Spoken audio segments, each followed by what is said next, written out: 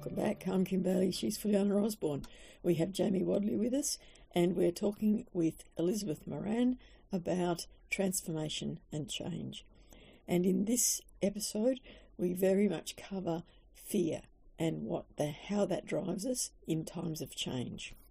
One of the things that came up during change was actually one person in the room that brought this point up, and I thought was very interesting. They talked about fear. We're scared where you're taking us in this company and what might happen, how it will affect our jobs and the bottom line, etc. And then someone said, well, I'm actually scared about not changing. Wow. And that was really important because it said, like, is where we are now the right place to be? Yes. And I think what's so beautiful, Fuliana, about what you just said is that's usually the power of inviting in people's perspectives. Yeah. Many leaders are afraid to do that, especially if there's resistance, because you're going to get the negativity. And part of it is like, look, it's a very generous thing as a leader or anybody to allow people to have their reactions. Yes. It's a lovely thing. Like, let them. You don't have to defend it or fight it. You could be like, yes. There's a part of me as a leader, I'm upset about this too. For instance, in the last concept we'll talk about speaks right to this, which is switch cost. There's this part in our brain that's constantly tracking, is our effort to make a change and behave differently going to be worth the reward? Yeah. And that's why staying in the inspiration phase, I would love to learn to play the guitar. I imagine myself having a fan base, right, or whatever those fantasies are. But when you actually start to try to learn it, it's hard. So if you've had mastery in some area of your job, that somebody comes along and changes, not only that from the negativity bias, you're threatening people's livelihood. So that goes instantly to fear. I'm not going to be good, right? Destitute, I'm going to die. But that stuff is unconscious for most people, but it drives their feelings and their reactions. I was really good at this. Maybe I was the go-to person who designed it. And now you're asking me to be a beginner again. Mm. Who likes that? Especially if it wasn't your choice. And so if you understand that, that makes perfect sense. You honor what did you like about the old way, how much we appreciated what you did. And look, maybe people just need a couple of weeks or just to adjust. They just need time. Yeah. Maybe they need clarity. But to your point, oftentimes when you have people come in, there will be somebody who says, look, and we're getting a really great example of it with AI, we have to change. We have to figure it out. And it doesn't mean everything we've done up to this point doesn't matter. It does. It still has value, right? But we're at a different place now. But when you understand the neuroscience and the psychology, you allow somebody their reaction. You can go into it even. But again, it's hard for leaders because I think people are just going to be there complaining. And look, resistance is normal, but it's not a permanent state.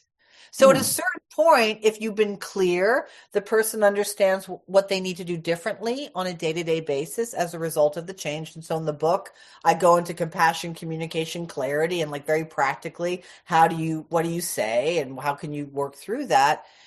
But if they understand that and you felt you've done that, then at a certain point, it's like, look, I'm not seeing the behaviors, Jamie, that tell me you're on board with this change. You may be, so tell me what's going on. And Jamie might be like, oh my gosh, I'm totally on board. I just didn't understand this was the behavior. Jamie might be like, yeah, I'm not on board. And then you're like, okay, well, we've talked about why you're struggling. So at this point, this may not be the job for you. Yeah. And that's okay. If you can't get on board with this change, that's okay. Let's figure out what's next for you and help you either exit or find something else. But usually when most people at that point will be like, oh, okay. I guess I'll get on board. Yeah. So it's not about accommodating, but most leaders just are totally afraid to engage those emotions. Yeah. It's interesting because we've had guests over the last little while. That most recent one talked about honest communication. And we went into a lot of detail about toxic environments and unsafe environments. And what I'm hearing now is that if you've got a leadership role and you feel like you're in a toxic environment or an unsafe environment, that you have to look at yourself first and change the perspective of the environment so that it becomes less of those things, and people can have those conversations. You can have those honest conversations with the people that are in the team or working with you, so that you can move forward. Yes, and it's what's interesting, the toxicity, because I say this and I'm sometimes still surprised that I still get invited back to corporate. Corporate is broken. It's broken. It's been broken for many years. And I think this old system, old structure, and that's what many people are struggling with now. The old systems that were designed to control people, to keep them that this is, you have to work this many hours, this is what success looks, blah, blah, blah. All those are breaking down. So the old things that people used to use to lead, whether it was top down, they don't work anymore. And if we're still in an environment where success of a corporation or any business, let's talking about for-profit now, is measured by how much money you make, and that's it.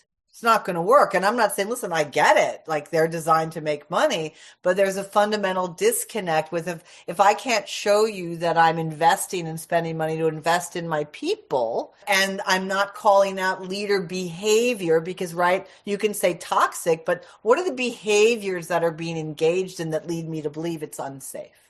Right. And people aren't speaking truth to power. Right. There's so many dynamics, including somebody who's that bad boss who has no idea they're a bad boss because nobody tells them. Right. So there's so many elements. So any leader, no matter what environment it is, first of all, so much of what my work has been is to say, you can get to the point, which this is the freedom part, where nothing external has to control your internal state. You can acknowledge that is an unhealthy behavior, but I don't need to feel unsafe. I'm only unsafe could somebody fire me? I guess. And that might threaten me for a little while. That's scary, but anything could do that. And I'll probably find another job or something else will happen. So part of it is taking your power back and saying, nobody controls my internal state. So I can certainly say, this isn't safe for me to speak up. I don't have to feel fear about it anymore. You know, everybody knows if it's a super, super hot bathtub, you're going to wait till it cools off. You don't have to be afraid of the hot water. And so I think this is where, when transformation happens, or we go into these things like, we're at this job, this is our world, something's threatened, we forget there's a whole big, huge world out there. And the organization can do what they want. Yeah. Organization. I must admit, I appreciate up here what you're saying, but how do I actually take that on board? Yeah, I know the word, I know what I should do, but it's still, what tools can I use to help bend my brain to thinking the right way, rather than say there's a saber-toothed tiger behind that cupboard over there. I know it's going to get me and eat me. Exactly. So how do you manage that now, Jamie? What are some of the things when that fear comes up? When are you aware of anger? Is very handy, I find. Very. Yes, the anger. And so that's your cue. When I get angry about something, what's below that?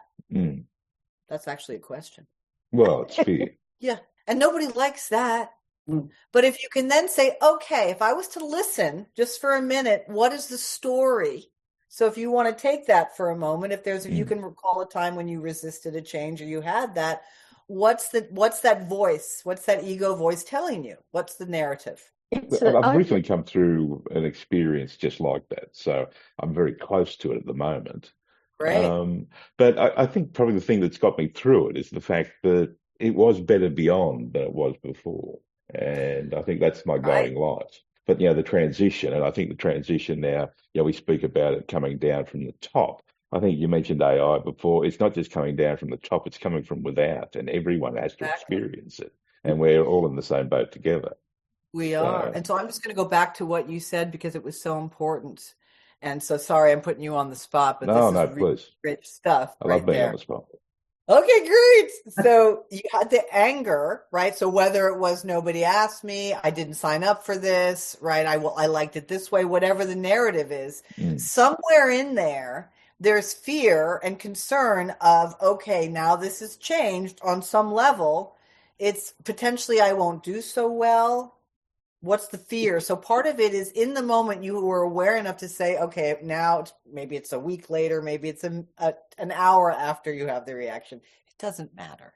The point is you need the awareness to say, wait a second, I'm in this angry place. Let me pause. Let me practice self-care. Okay. Nobody has to annihilate the ego, but there's usually wisdom there. What's the wisdom? All right, let me have a dialogue. Well, I didn't, right? And you have the dialogue, and then you could say, okay, fair enough. You don't have to get rid of that perspective. And this is the ego's very black or white. Somehow, if you take on a different perspective, this is why it's very hard when you think about politics or anything for people to listen. Because the ego thinks somehow if I listen to it, I lose something, right? So your ability just to say, okay, because physically, that's how it's going to feel. The emotions are going to be a lag here. So your ability to say, well, I know this is fear. And by the way, I'm still feeling it. But what is the perspective? There's a different idea, as you said. Hey, I think there may be something. And we were talking about earlier, I think fully honest, somebody said, I'm scared of what happens if we don't change, right? Somebody says that, and then you're like, you know what? Okay. And that starts to make an opening. It's because the emotions are a lag. It's very hard to be in your anger or fear and hold a more empowering perspective because it doesn't feel authentic. Because your emotions are still like, not there yet. But this is the weird stuff, is like you you're in need my to head. have exactly something to replace it to. And then what I tell people is just imagine for a moment that was true. What would that feel like? Like, just imagine if that was true, that there is a better way. That starts to just create some opening. So again, it's not about ignoring challenges or difficulties. It's about making some room, because that's usually in any situation, how we work our way out of it. We need some time, 48 hours a week. Maybe it's not as bad. We get some more information. It's clear. We have some time to our emotions to settle. And then it's usually okay. It's like, great, it took a week. Well done, you. Welcome, human. Right? But we all got the memo. Like, somehow, if we couldn't figure it out right away, or we make a mistake, we're bad or wrong. Now, that's the ego, right? Because if we do that, that could kill us. Right? But we all got this thing, and we walk around expecting like somehow we're supposed to know it all. It's bullshit. Excuse my language. You might have to beep that out. But that's how we've all been trained. And so you have now in the world of work, people are operating with an old operating system that's a lie. And it's just because of the ego it's survival mode all the time. In terms of the corporate need to change on a global level, are we training or developing our leaders too late in their careers? Should we be looking right back to school?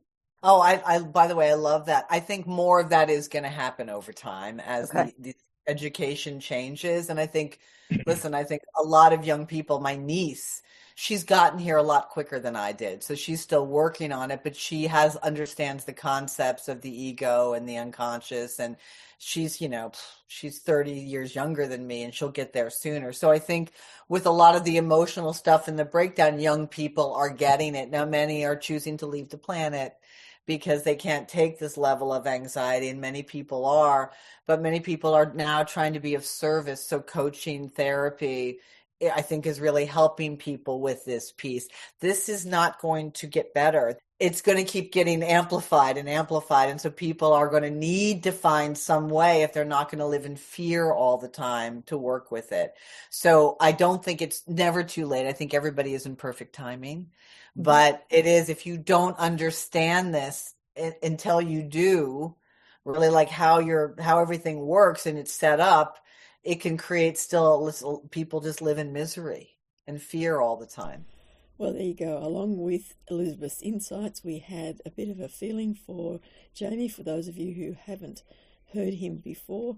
And so we start to get to know him a little bit better in our journey through Inside Exec. Join us for part 3 of this fascinating discussion with Elizabeth Moran. For now, I'm Kim Bailey. She's Fuliana Osborne. He's Jamie Wadley. And this is Inside Exec.